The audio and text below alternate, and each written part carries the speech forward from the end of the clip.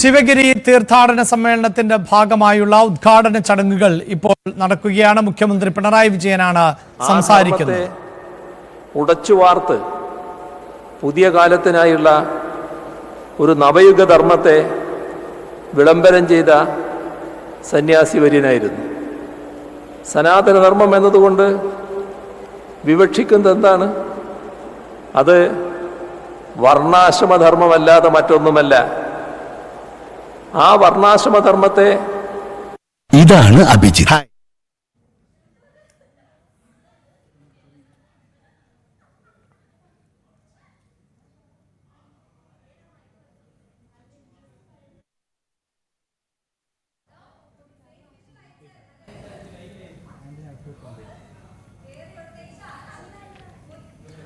ശിവഗിരി തീർത്ഥാടനത്തിന്റെ ഭാഗമായുള്ള വിവിധ സമ്മേളനങ്ങൾ ആണ് നടന്നുകൊണ്ടിരിക്കുന്നത്. 10 സമ്മേളനങ്ങൾ കാര്യപരിപാടിയുടെ ഭാഗമായിട്ടുണ്ട്.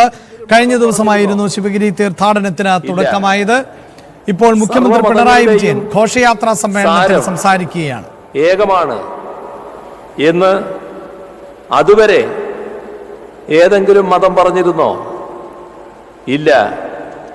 അപ്പോൾ വ്യക്തമാവുന്നത് എന്താണ്?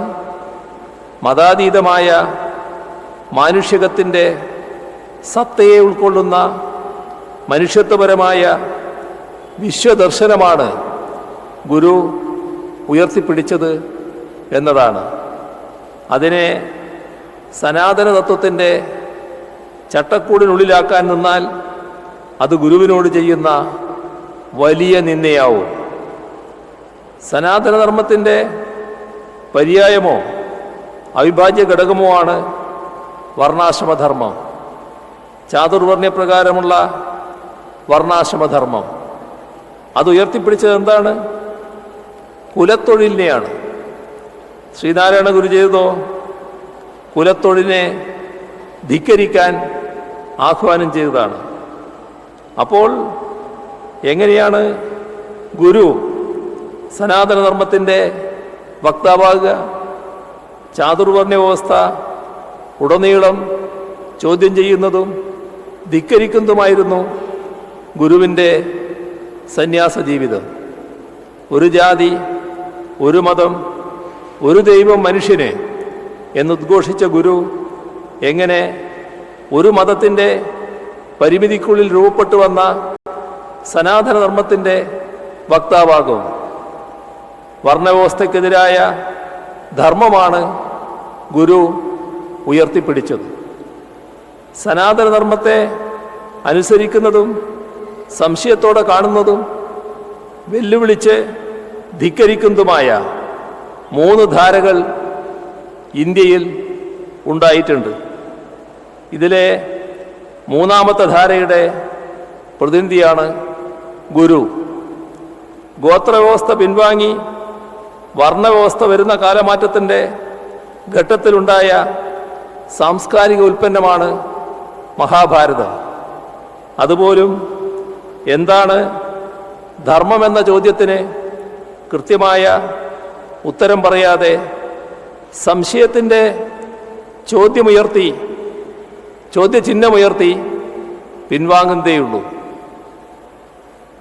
ധർമ്മയുദ്ധം നടത്തി എന്ന് പറയുന്ന ധർമ്മപുത്രർ ഉടലോടെ സ്വർഗത്തിൽ ചെന്നു. അപ്പോൾ അതുവരെ അധർമ്മത്തിൻ്റെ യുദ്ധം നടത്തിയെന്ന് ആരോപിക്കപ്പെട്ട ദുര്യോധനെ അവിടെ കാണുന്നു. സ്വർഗത്തിൽ പോകാനുള്ള നന്മ കൗരവർ ചെയ്തതായി സൂചിപ്പിക്കുന്നിടത്ത് ധർമ്മത്തെക്കുറിച്ച് മഹാഭാരതം തന്നെ സന്ദേഹമല്ലേ ഉണർത്തുന്നത്?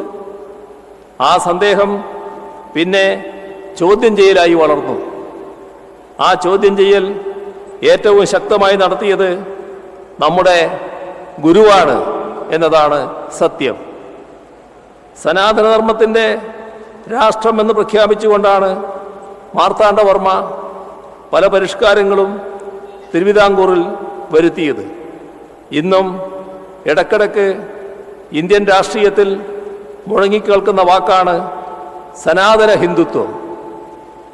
രാജാധിപത്യത്തിനും വർഗീയാധിപത്യത്തിനും ഒരുപോലെ പ്രിയപ്പെട്ടതാകുന്നു ഈ വാക്ക് എന്നത് ശ്രദ്ധിക്കണം. സനാതന ഹിന്ദുത്വം എന്ന വാക്കിലൂടെ സ്ഥാപിച്ചെടുക്കാൻ ശ്രമിക്കുന്നത് ബ്രാഹ്മണാധിപത്യത്തിൻ്റെ പഴയ രാജവാഴ്ചക്കാലമാണ്. ഇതിൽ പരം എന്ത് തെളിവാണ് വേണ്ടത്? ജനാധിപത്യം അലർജിയാണെന്നതിനും മറ്റെന്ത് തെളിവാണ് വേണ്ടത്? സനാതന ഹിന്ദുത്വം എന്നത് അതിമഹത്വം അഭിമാനകരവുമായ എന്തോ ഒന്നാണ് എന്നും അതിൻ്റെ പുനഃസ്ഥാപനമാണ് എല്ലാ സാമൂഹ്യ പ്രശ്നങ്ങൾക്കുമുള്ള ഏക പോംവഴിയെന്നുമുള്ള വാദം ശക്തിപ്പെടുന്ന കാലമാണിത്. ഇതിൻ്റെ മുഖ്യ അടയാളവാക്യമായി അവർ ഉയർത്തിക്കാട്ടുന്നത് ലോകാ സമസ്തോ സുഖിനോ ഭവന്തു എന്ന ആശയവാക്യമാണ്. ലോകത്തിനാകെ സുഖമുണ്ടാവട്ടെ എന്നതാണ് ഇതിൻ്റെ അർത്ഥം. ഇത് ഒരു വിധത്തിലും എതിർക്കപ്പെടേണ്ടതല്ലല്ലോ. ഏറ്റവും ഉദാത്തമായ ഒരു സങ്കല്പമാണല്ലോ. ലോകത്ത് ഇത്ര ശ്രേഷ്ഠമായ ഒരടയാളവാക്യം മുന്നോട്ട് വെച്ചത് ഹിന്ദുത്വം മാത്രമല്ലേ? ഇതൊക്കെയാണ് ഉയർത്തുന്ന വാദങ്ങൾ. ഈ വാദം ആവർത്തിക്കുന്നവർ ഇതിന് തൊട്ടു മുൻപുള്ള വരി ബോധപൂർവം മറച്ചു വെക്കുന്നുണ്ട്. ഗോ ബ്രാഹ്മണേഭ്യോ ശുഭമസ്തു നിത്യം. ഗോ ബ്രാഹ്മണേഭ്യോ ശുഭമസ്തു നിത്യം. ഇതാണ് തൊട്ടു മുൻപുള്ള ആ വരി. എന്ന് പറഞ്ഞാൽ ഗോവിനും, അതായത് പശുവിനും, ബ്രാഹ്മണനും സുഖമുണ്ടാവട്ടെ എന്നർത്ഥം. ഇതൊന്ന് ചേർത്ത് വായിക്കുക. അങ്ങനെ വന്നാൽ അതിൻ്റെ അർത്ഥം നമുക്ക് മനസ്സിലാകും. പശുവിനും ബ്രാഹ്മണനും സുഖമുണ്ടായാൽ ലോകത്തിനാകെ സുഖമായി.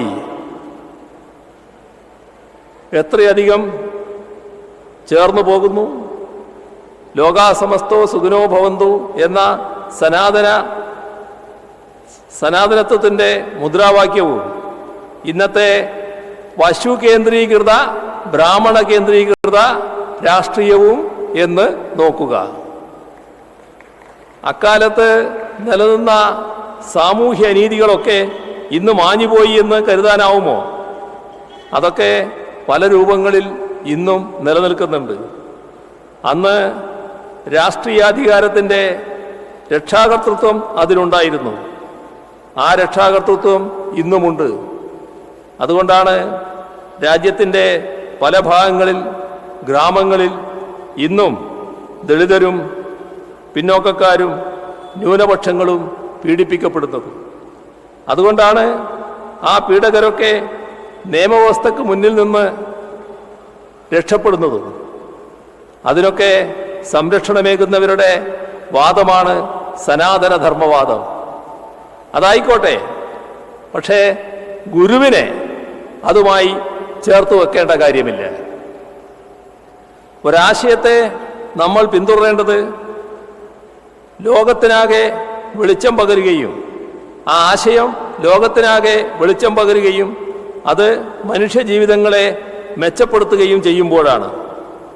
ആ ആശയം കാരണം മനുഷ്യൻ ദുഃഖിക്കാനും കഷ്ടപ്പെടാനും തുടങ്ങുന്നുവെങ്കിൽ അതിനെ സ്വാഭാവികമായും അകറ്റി നിർത്തണം. അങ്ങനെ എത്രയെത്ര ആശയങ്ങളാണ് കാലത്തിനൊപ്പം നവീകരിക്കപ്പെടാത്തതുകൊണ്ട് വിസ്മൃതിയിൽ ആണ്ടുപോയത്. എന്നാൽ ശ്രീനാരായണ ഗുരുവിൻ്റെ ആശയങ്ങൾ അദ്ദേഹം ജനിച്ചു ജീവിച്ച സഹസ്രാബ്ദത്തെയും കടന്ന് ലോകത്തിനാകെ വെളിച്ചം പകരുകയാണ്. അതിലുണ്ട് ശ്രീനാരായണ ഗുരുവിൻ്റെ മഹത്വം. ആ യുഗപ്രഭാവൻ്റെ ആശയങ്ങൾ ഉൾക്കൊണ്ട് നടത്തപ്പെടുന്ന ശിവഗിരി തീർത്ഥാടനവും അങ്ങനെ മഹത്വമാർജിക്കുന്നു. എന്തിനു വേണ്ടിയാണ് ശിവഗിരി തീർത്ഥാടനം?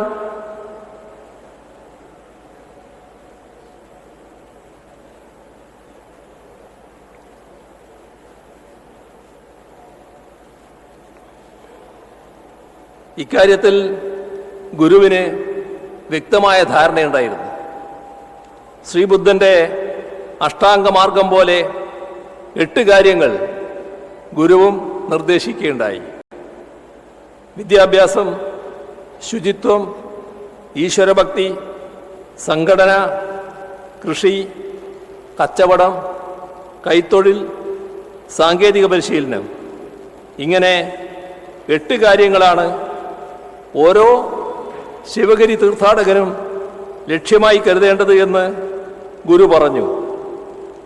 അപ്പോൾ അത് സ്വസമുദായത്തിൻ്റെ അഭിവൃദ്ധി മാത്രമല്ല, സമൂഹത്തിൻ്റെ മൊത്തത്തിലുള്ള വികസനമാണ് ഗുരു ലക്ഷ്യമാക്കിയത്. ശിവഗിരി തീർത്ഥാടനത്തിന്റെ ഭാഗമായുള്ള ഘോഷയാത്രാ സമ്മേളനമാണ് ഇപ്പോൾ മുഖ്യമന്ത്രി പിണറായി വിജയൻ ഉദ്ഘാടനം ചെയ്തുകൊണ്ടിരിക്കുന്നത്. മതാതീത ചിന്തകൾക്ക് അതീതമായി ശ്രീനാരായണ ഗുരുവിനെ സമൂഹം ഉൾക്കൊള്ളേണ്ടതുണ്ട്. ആ നിലയിലുള്ള സന്ദേശം ആണ് ഗുരുദേവൻ നൽകിയത് എന്നാണ് അദ്ദേഹം പറയുന്നത്. ഒപ്പം ശിവഗിരി തീർത്ഥാടനത്തിന്റെ പ്രാധാന്യമടക്കം മുഖ്യമന്ത്രി സൂചിപ്പിക്കുകയും ചെയ്യുന്നു.